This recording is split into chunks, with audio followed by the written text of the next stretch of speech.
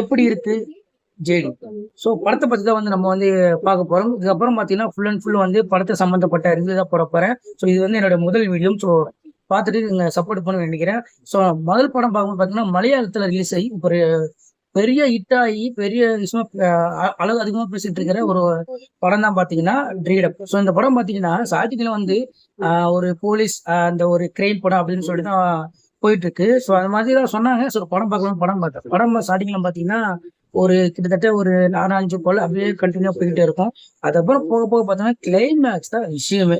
So மொத்தத்துல படம் பார்த்தீங்கன்னா, ஒரு படம் வந்து கிரைம் படம் அப்படின்னா, நம்மளுக்கு அடுத்து ஒரு ட்விஸ்ட்டா கொண்டு போயிருப்பாங்க. ஸ்பீடா கொண்டு போவாங்க. ஒரு நார்மலா ஒரு படம் எப்படி இருக்குமோ, அந்த படம் வந்து இது கிடையாதுங்க. இது வந்து ஸ்லோவா போகும். நார்மலா தான் இருக்கும். ஆனா போர் அடிக்காது. எந்த இதுவும் உங்களுக்கு போர் அடிக்காது. ஆனா படம் பார்த்தீங்கன்னா, ஸ்மூத்தா கொண்டு போகும். கிளைமேக்ஸ்ல ஒரு ட்விஸ்ட் வச்சிருக்காங்க பாருங்க.